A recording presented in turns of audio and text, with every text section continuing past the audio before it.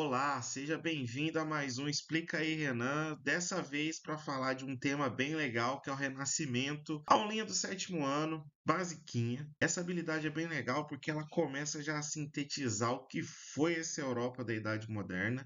Ela é dividida da aula 7 até a aula 11. Eu vou começar aqui pela aula 7, que ele trata do humanismo, que é a principal característica do Renascimento.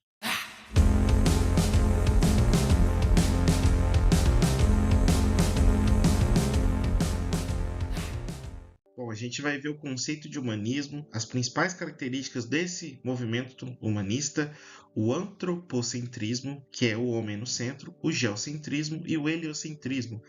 A gente vai ver alguns desses conceitos. Falar de renascimento é falar muito de conceito, né? Então a gente vai trabalhar eles aos poucos. Trouxe um mapa mental para facilitar para a gente. Então, o humanismo e o Renascimento, né, que a gente vai inserir dentro da conversa aqui o tempo todo, ele foi um movimento que ele começou ali na Itália no século XV, ele se espalhou por outras partes do mundo, você vai ver Espanha, Inglaterra, Portugal, acrescentando muito ao período chamado de Renascimento. Ele pregava o método científico e o racionalismo. O que seria isso? A valorização da ciência, né? Valorização da razão. Eu tinha dito já na aula de Idade Moderna que aconteceu muito esse movimento, né? Deles valorizarem muito durante a Idade Moderna a razão em detrimento da fé. Olha só que interessante. Os gêneros mais explorados, acho que a gente vai ter ali o teatro popular, uma grande exploração. Ele vai acontecer no momento de transição da Idade Média para a Idade Moderna. Vai surgir ali o Renascimento. Até alguns historiadores trabalham com a ideia que, tipo assim, ó, só vai acontecer mesmo a transição por conta do Renascimento. O Renascimento é essencial para entender essa transição. E, de fato, muitas coisas ali nasceram com o Renascimento. Portugal, ele traz na escrita, né? A gente tem grandes obras escritas pelos portugueses. O Gil Vicente, por exemplo, é o pai do teatro português. Você vai ter nesse contexto o surgimento da burguesia que vai pagar muitas obras feitas pelos renascentistas, bancar esses caras. Até hoje em dia, quando se ouve o termo mecenas, é para descrever esse ato, esses burgueses que pagavam artistas renascentistas para fazer as obras. São os chamados mecenas, né? E o antropocentrismo, como o homem está no centro de tudo, então vai ter valorização dos sentimentos, da emoção, da razão, tudo que afasta um pouco daqueles dogmas, daquelas doutrinas da igreja, né? Então é bem interessante o humanismo. Humanismo porque coloca o homem no centro. O humanismo é para iniciados. Não possui um corpo fechado de textos canônicos como a escolástica, já que extrai sua virtude precisamente da amplitude da sua descoberta, mas possui uma academia fechada. Seus ambientes serão a corte do príncipe, os colégios de leitores reais, os circuitos dos burgueses instruídos. Né? O humanismo está presente ali dentro daquela camada que lê, escreve, pensa. E uma coisa bem característica do Renascimento que a gente vai ver aqui é que eles retornam muito os gregos e os romanos antigos. Durante a Idade Média, esse conhecimento grego e romano ficou muito na mão da igreja. Então, os padres ali que liam, que tinham esses livros em mãos, eles detinham esse conhecimento. E foi muito importante até para o desenvolvimento de muitas coisas na Idade Média. Mas aí, o movimento humanista, eles vão retornar e valorizar esses conhecimentos dos gregos e romanos. O movimento humanista foi um movimento intelectual que teve seu auge durante o Renascimento, que ocorreu principalmente durante os séculos XIV e XV. Século XIV, 1300, século XV, 1400, século XVI também vai acontecer, século XVI ali, anos 1500, vai acontecer também o movimento renascentista. Principais características do humanismo, vamos lá. Primeiro, ênfase no indivíduo. Então, ele destaca muito o ser humano, ele fala muito sobre a individualidade, do respeito às diferenças. Uma coisa que ele fala também que é bem legal é a valorização da educação clássica. Seria você estudar a partir dos textos dos gregos antigos. Na ciência, você vai ter muito humanismo, então, na matemática, na história, no direito, na medicina, até na teologia você vai ter muita influência dos humanistas. Vou mostrar um quadro agora, olha só que interessante. Esse da esquerda, ele é um quadro da Idade Média, né, de Jesus na cruz, E quando você vem para o lado direito, você vai ver a mesma obra, você vai ver Maria, você vai ver Jesus na cruz, só que de uma maneira mais profunda. Você vai ver um 3D, você vai ver o corpo humano sendo mais valorizado. Você vê que é diferente, é a mesma imagem, só que passada de uma maneira totalmente diferente. A valorização do ser humano. É bom ressaltar que o Renascimento em nenhum momento vai chegar e falar, tipo, a religião não é importante, Deus não é importante. Não é essa a ideia do Renascimento. Eles só querem mostrar que dá para pensar a sociedade de uma forma mais científica, e a mistura entre a arte e a ciência vai ser muito forte, né? É uma característica do Renascimento, essa questão da ciência e da arte se comunicando o tempo todo, se interligando. O antropocentrismo, ele valoriza o ser humano, a liberdade do ser humano de criar, de fazer escolhas, o ser humano agora no centro. Ele vai substituir o teocentrismo. Theo vem do grego Deus, centrismo é no centro, então Deus no centro. Antropocentrismo, antropos, homem, homem no centro, ser humano no centro.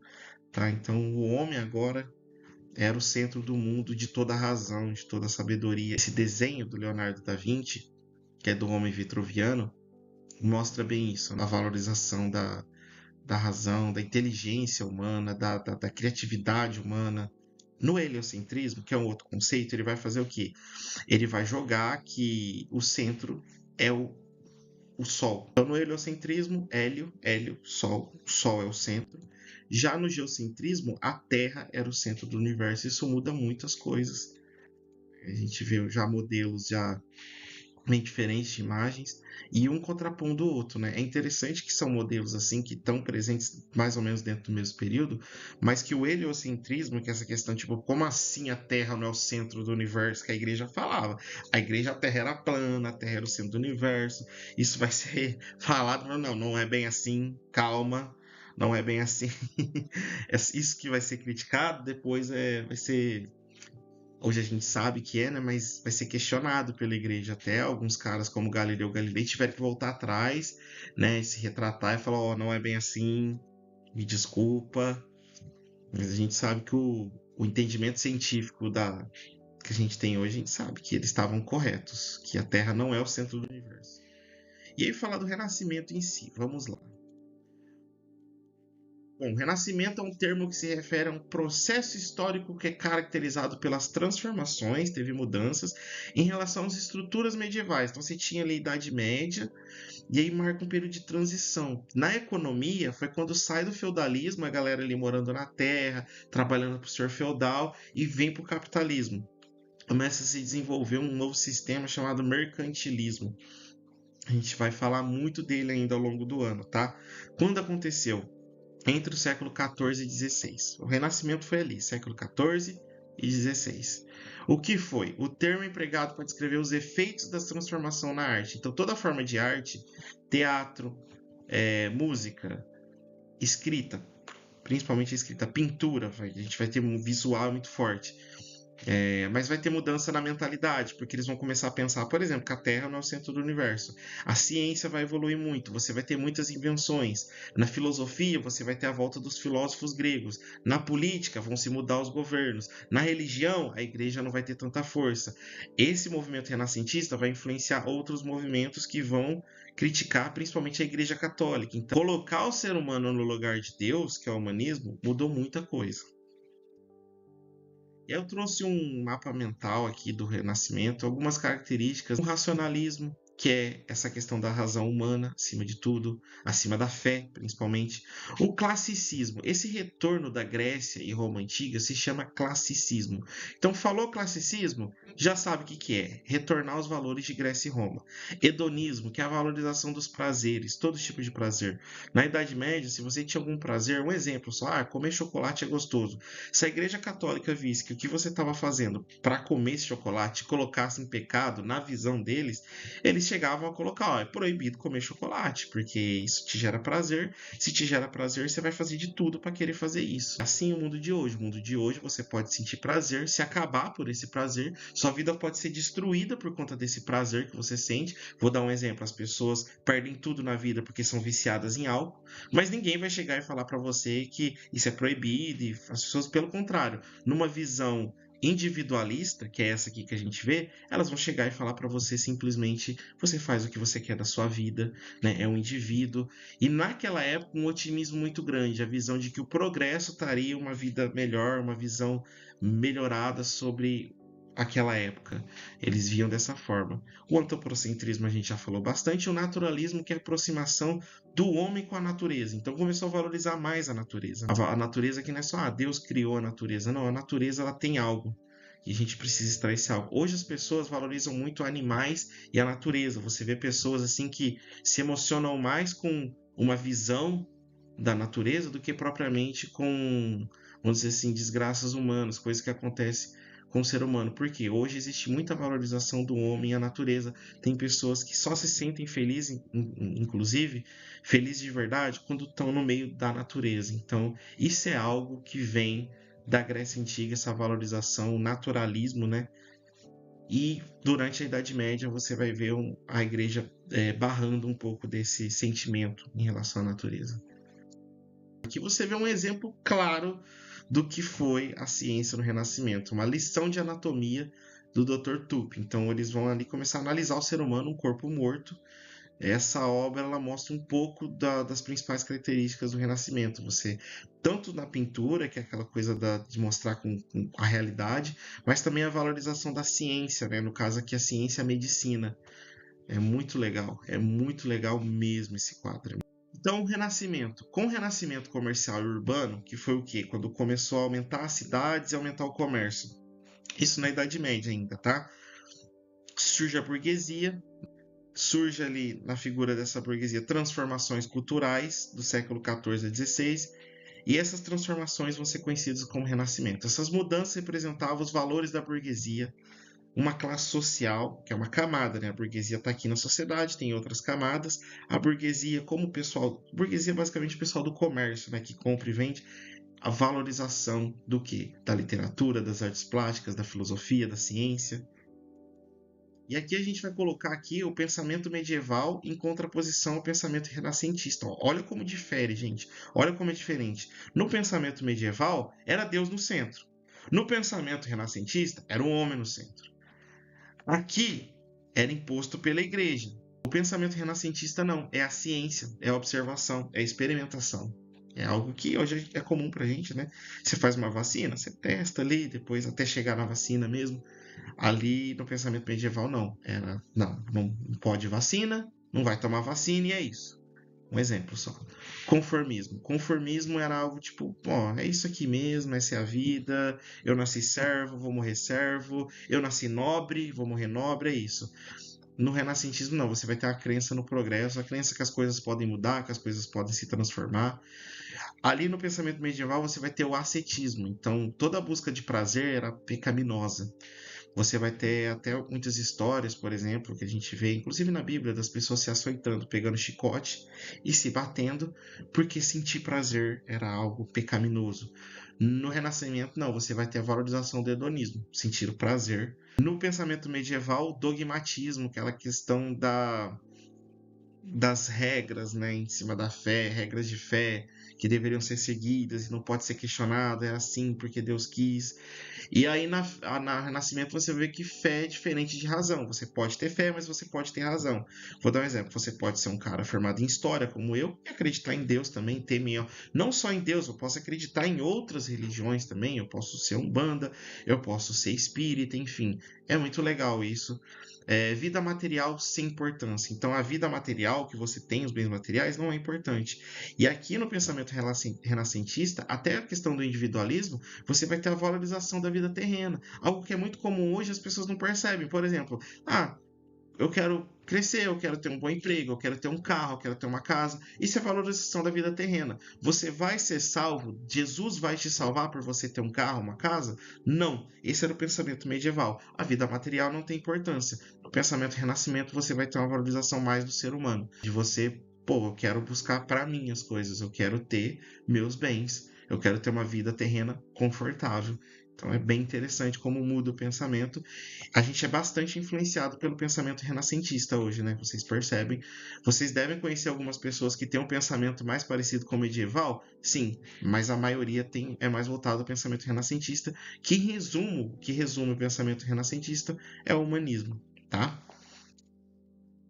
Renascimento surgiu da atualização das ideias greco-romanas. Para mim, isso aqui é o essencial.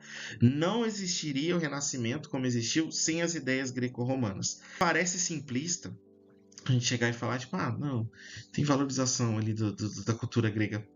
Mas isso muda completamente, porque na cultura greco-romana você tinha uma perspectiva sobre a vida, sobre os prazeres da vida, sobre o que era casamento, família, sobre o que as coisas básicas da vida toda, totalmente diferente do cristianismo, que é o que vai ditar a Idade Média. Então você muda totalmente o pensamento. É como se pegasse, por exemplo, uma pessoa que é de uma religião e colocasse para falar o que ela pensa sobre o mundo e sobre as coisas, com uma pessoa que é, por exemplo, cristã. São pensamentos diferentes, porque elas vivem em contexto diferente, leem coisas diferentes, vivem coisas diferentes. Então, o pensamento greco-romano vai trazer essa nova perspectiva e vai mudar bastante a mentalidade, pensamento da época. Vão ser todas as pessoas, professor? Vai ser aos poucos, tá? Começar a mudar aos poucos, vai alcançando as pessoas assim. Primeiro as pessoas tinham acesso a essas artes produzidas, depois a camada populacional mais baixa, mas essa galera assim, mesmo lá nos anos 1700, 1800, vai ter uma galera que vai ter ainda um pensamento parecido com o pensamento medieval, então é um processo. Da mesma forma que tem pessoas hoje que têm um pensamento mais religioso e outras que têm um pensamento mais progressista. Características do Renascimento. A valorização do greco-romano, da cultura greco-romana, o homem no centro, né, o antropocentrismo, o individualismo, a capacidade individual de cada um de querer buscar por si e para si, e uma nova visão de tempo, né? Agora o tempo é medido não por Deus, mas pelo homem. A gente vai falar agora do renascimento cultural e artístico na Europa. Tem muita coisa que aconteceu na Europa nesse período. Cara, esse quadro aqui é sensacional. Isso aqui é coisa de louco.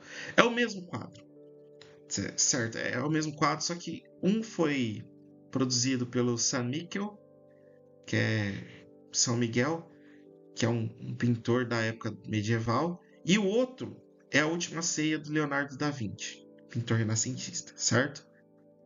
Na pintura antes do Renascimento, você vai ver ali, ó, repara, a figura é mais estática, né? Eles estão parados na mesa, um fundo chapadão, famoso 2D, né? A ausência de ilusão, de profundidade. Isso aqui é a Idade Média. Isso aqui é a Idade Média. Quando chega no Renascimento, veja que tem uma profundidade. Até ali você vê as portas assim indo para o fundo, né? Uma inclusão de movimento, você sente uma naturalidade, uma realidade ali mesmo. E teve uma transformação significativa nas pinturas depois do Renascimento. Isso aqui é o comum hoje. Isso aqui é uma obra de arte que você olha hoje e fala assim: isso aqui é uma obra de arte. Tem vários movimentos ali. A arte ela tem vários movimentos, né? Não só o Renascimento. Professor, tem obras aí do século XX que é parecida com essa. Eu sei, mas isso aqui, a pintura renascentista, ter nascido dessa forma, foi um choque muito grande. Foi um choque muito grande. Trazer essa última ceia aqui do Leonardo para essa outra aqui, da Idade Média, é um choque muito grande, né? Uma diferença muito grande. As ideias que a gente tem, as visões que a gente tem sobre como se vestiam, o cabelo de Jesus, essas coisas, são coisas que são trazidas com Renascimento, né? Renascimento cultural artístico teve sua origem na Península Itálica. A Itália é uma península, um pedaço ali de terra, principalmente na cidade de Florença. Então, Florença você vai ter ali grandes, grandes, grandes artistas renascentistas. O Leonardo da Vinci, que é interessante falar sobre o Leonardo, não só sobre o Leonardo, tá? É que o Leonardo da Vinci, ele era um cara assim que ele pintava, mas ele não era só pintor, ele era um cientista, ele era matemático, engenheiro, inventor, anatomista, certo? Corpo humano, pintor, escultor, arquiteto, botânico, poeta, músico, é de tudo, cara. O cara era inteligente, o cara era fera. Então, tipo assim, ele, para fazer tudo que ele fazia, que a engenhosidade que ele fazia, ele tinha muito conhecimento, até muitas coisas que ele produziu. Daqui a pouco a gente vai mostrar que, por exemplo, ele produziu esquemas que futuramente deu origem a helicópteros e outras coisas que foram inventadas. Leonardo era o único? Ele não era o único, tá? Ele não era o único, tinham outros caras também. Vamos falar dos mecenas. Quem que eram os mecenas, né? No Renascimento, o mecenato foi uma prática comum, né? Mecenas eram pessoas ricas e poderosas que financiavam e protegiam a arte e os artistas. Entre os mecenas havia burgueses, príncipes e até mesmo papas. Então, às vezes, os papas pagavam por obras. A igreja, por exemplo, pagou para que o Michelangelo pintasse a capela mais famosa do mundo, que é a Capela Sistina, né? Quem não lembra da obra de arte, vai no Google aí, digita, vocês vão ver, tipo, obra assim, uau, sabe? O Michelangelo fez esse trabalho. Em Florença, a família Médici foi um importante exemplo de mecenato. O patrocínio das artes pelos mecenas foi fundamental para o desenvolvimento do Renascimento. De fato, os artistas precisavam de dinheiro para pintar, para comprar as coisas usadas na pintura. Não só na pintura, mas, por exemplo, um livro, uma peça de teatro que precisava de pagamento para os atores e para escrever o roteiro. Então, tudo isso precisava de financiamento, dinheiro. Assim como hoje. Hoje você pinta. Hoje você faz por exemplo, escreve um livro, você precisa de financiamento. Alguém que paga por isso, senão. Então vamos lá. Essa gravura aqui, o Leonardo da Vinci, você vê que é necessário um grande conhecimento humano para fazer isso, né? De várias áreas, não só é, conhecimento de desenho. Isso aqui não é simplesmente, eu sei desenhar, sabe desenhar, você consegue copiar, mas o que ele quis transmitir com o homem vitruviano é necessário um conhecimento numa proporção muito grande. E teve mulheres também, tá? Não foi só o Michelangelo, o Rafael, o Donatello, o Leonardo. Professor, você está falando as tartarugas mutantes ninjas. Pois é, as tartarugas tiveram nome inspirados nos pintores, nos artistas renascentistas, tá? Mas a gente tem um exemplo da Sofisnoba Anguissola, tá? A Sofisnoba, o ano passado, eu tive a oportunidade de conhecer um pouco do trabalho dela. Digita no Google, você vai achar várias matérias sobre ela. Ela foi uma pintora renascentista bastante valorizada. Ela teve a oportunidade de pintar o seu autorretrato. Olha só que legal, ela pintou a ela mesma. Isso aqui é um exemplo do individualismo, tá? Ela pintou mesmo. Capela Sistina. Outro artista que se destacou durante o Renascimento foi Michelangelo Buonarroti. Os afrescos, as pinturas que adornam as paredes e o teto da Capela Sistina foram encomendadas pelo Papa Júlio II a esse artista renascentista. Além de Michelangelo, outros artistas renascentistas como como Rafael Sanzio e Sandro Botticelli também produziram obras para o local. Então foi muito comum isso, tá? O mecenas, prática de você pagar artistas. E para terminar a aula, já o começo aqui do fim da aula, renascimento comercial e científico. Bom, renascimento provocou transformações significativas, tá? Essas alterações foram desenvolvidas para a desconstrução da estrutura medieval e para a formação da Idade Moderna. Vamos ver. Bom, já várias ênfases em cima de coisas que eu já falei, mas eu queria destacar aqui os fundamentos matemáticos. Então, o que muda principalmente no racionalismo, a gente fala razão, ciência, mas o que você quer dizer, professor? Eu quero dizer assim que a matemática, a ciência mesmo, que a gente estuda o corpo humano, elas vão passar a ser, vamos dizer assim, a explicar os fenômenos naturais. Por que acontece isso? Por que esse ângulo cai? Por que isso aqui tem que ser construído dessa forma? Por que chove? Por que é dessa forma os períodos do dia? Isso tudo vai começar a ser explicado pela ciência, não porque aquela ideia que a mãe pega e fala assim: meu filhinho, chove porque Deus está lavando o céu. A gente sabe que não é por isso, a ciência explica isso. Mas é a explicação, o quê? Religiosa, medieval, entendeu? Da Idade Média. É essa. Chove porque Deus está lavando o céu. Explicação científica. Tem outras explicações, tem todo um movimento, o processo de condensação das nuvens até a queda, né, a precipitação, que aí acontece a chuva. Então tem tem uma outra ideia, né? Aqui eu destaco para vocês um dos principais, o Giordano Bruno, que ele defendia a ideia de universo não estático, que os corpos celestes se movimentam. Algo básico. Todo mundo sabe disso, professor? Tá. Nessa época não. Esse cara trouxe isso. O Galileu, que confirmou a teoria do heliocentrismo do Nicolau, ele fala inclusive que existem outros corpos celestes. E o André de Versalhes, em sua obra De Humani Corporis Fabrica, né, apresentou a descrição da anatomia humana. Inclusive eu quero mostrar essa obra dele. Olha isso aqui, cara. Surreal. Surreal. Tipo, estudo do corpo humano. Tipo, isso aqui, 500 anos atrás, isso aqui foi o auge. Isso aqui foi o auge. E vamos para a aula 11, a última, as inovações tecnológicas. Vamos ver. Bom, tivemos muitas inovações tecnológicas, como por exemplo essa aqui. Ele construiu, o Galileu, uma luneta. E a luneta a gente sabe que é algo assim muito importante para a gente ter conhecimento astronômico. E essas inovações, elas fizeram com que adquirissem conhecimentos novos que mudaram a mentalidade das pessoas. A gente vai ter muitas invenções. Nessa época eu quero destacar a imprensa de Gutenberg, que é basicamente uma impressora daquela época. Professor, mas por que uma impressora é tão revolucionário? Meu querido, um livro de, sei lá, 500 páginas tinha que ser escrito inteirinho à mão por uma pessoa. Você imagina o tempo e o trabalho que dava para você fazer a cópia de um livro? Agora não, agora você tem a imprensa de Gutenberg. Então poderia ser impresso vários livros, isso revolucionou. A gente vai voltar a falar dessa imprensa, sabe quando? Lá na Reforma Protestante. A gente vai falar de como ela foi importante.